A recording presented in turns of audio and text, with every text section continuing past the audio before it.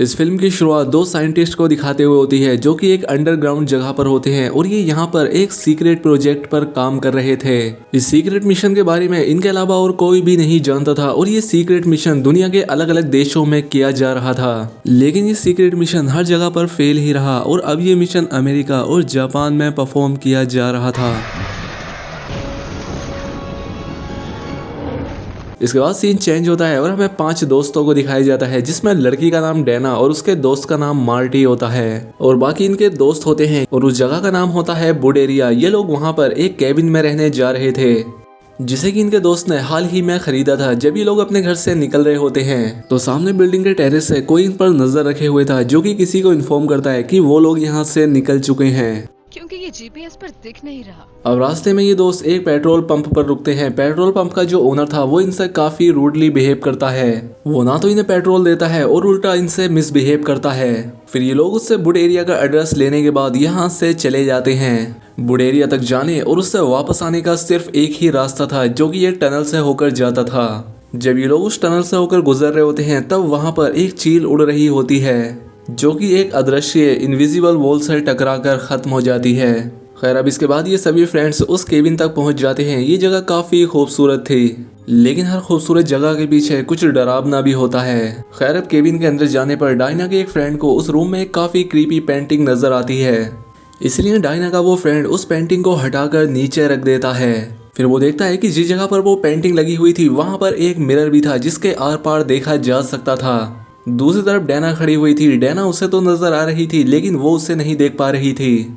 इसके बाद ये डैना के पास जाता है और उसे सारी बात बता देता है और अब इसीलिए ये लोग अपना रूम चेंज कर लेते हैं। डैना उस पेंटिंग को फिर से मिरर के आगे लगा देती है। अब क्योंकि वो पेंटिंग काफी डरावनी थी इसीलिए डैना उसे एक कपड़े से ढक देती है। फिर हमें उन्हीं दो साइंटिस्ट को दिखाया जाता है जो कि सीसीटीवी कैमरास की मदद से उन सभी को देख रहे थे और ये वही लोग हैं जो कि उस सीक्रेट मिशन पर काम कर रहे हैं। और ये लोग सिर्फ केबिन को ही नहीं बल्कि पूरे बुड एरिया को देख पा रहे थे, यानी कि पूरे बुड एरिया में इन्होंने कैमरास लगाए हुए थे और साथ ही उस पूरे एरिया को टेक्निकली ये कंट्रोल भी कर रहे थे।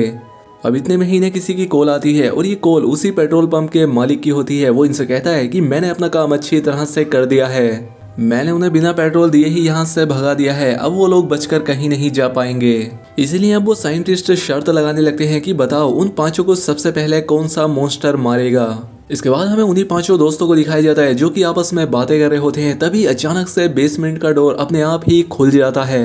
ये देखकर वो सभी लोग काफी डर जाते हैं और काफी हैरान भी होते हैं कि आखिर इस बेसमेंट में क्या हो सकता है।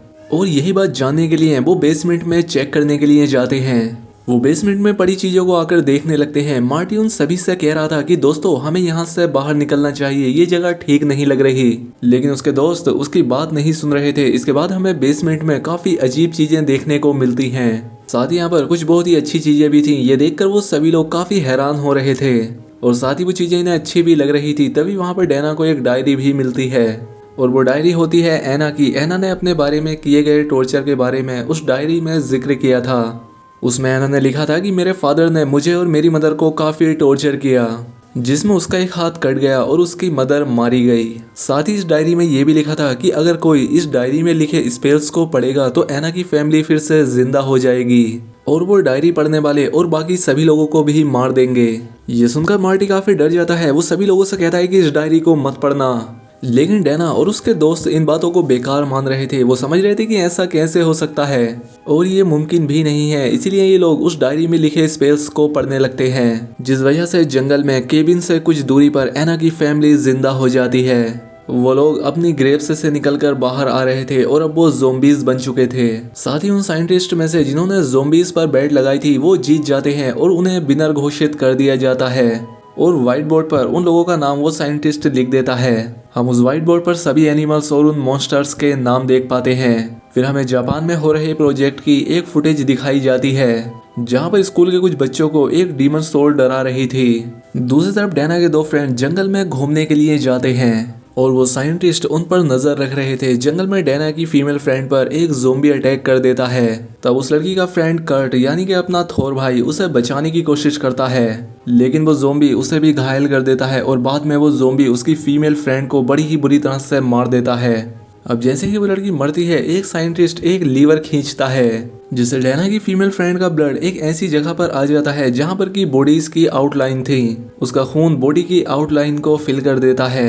इसके बाद थोर वापस से अपने दोस्तों के पास केविन में आ जाता है। वो इन्हें यहाँ आकर सारी बात बता देता है, जो कुछ भी उसके साथ जंगल में हुआ था। वो सभी से कहता है कि हमें जल्द से जल्द यहाँ से निकलना चाहिए, वरना वो ज़ोंबीज हमें भी मार डालेंगे। लेकिन तभी अचानक से कोई उनका दरवाजा खटखटाता है। कोई भी दरवाजा नहीं खोलना चाहता था, लेकिन डैना दरवाजा खोल देती है और सामने कोई और नहीं बल्कि वही ज़ोंबी था जिसने कि उनकी फीमेल फ्रेंड को मारा था। और इनकी फीमेल फ्रेंड का सर उस ज़ोंबी के हाथ में ही होता है। वो ज़ोंबी उसका कटा हुआ सर डैना के हाथ में फेंक देता है।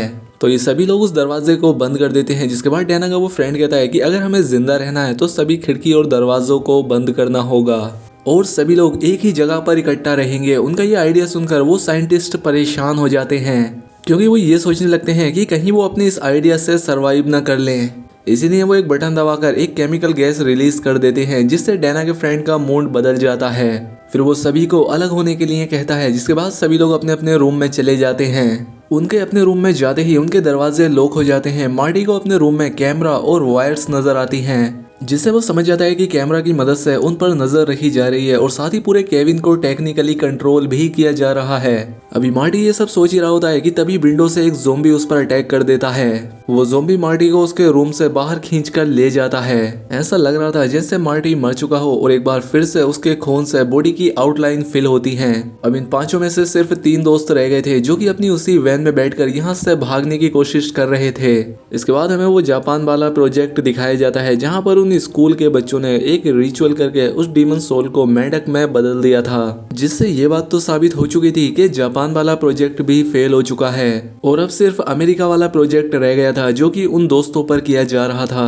अब डैना और उसके बाकी दोस्त उस टनल के रास्ते से बाहर जा रहे होते हैं। उन्हें लग रहा था कि वो आसानी से यहाँ से निकल सकते हैं, लेकिन वो गलत थे, क्योंकि वो जगह बेस कैंप वाले लोगों के कंट्रोल में थी। इसलिए वो लोग वहां पर ब्लास्ट कर देते हैं, जिस वजह से वो पूरा टनल डिस्ट्रॉय हो जाता है और उनका रास्ता बंद हो जाता है। अब क्योंकि आने जाने का सिर्फ एक ही रास्ता था, इसीलिए वो टनल को पार नहीं कर सकते थे। तब यहाँ पर थोर को एक आइडिया आता है। वो डैना से कहता है कि मैं अपने बाइक के जरिए इस टनल की दूसरी तरफ की खाई की तरफ जंप करूंगा।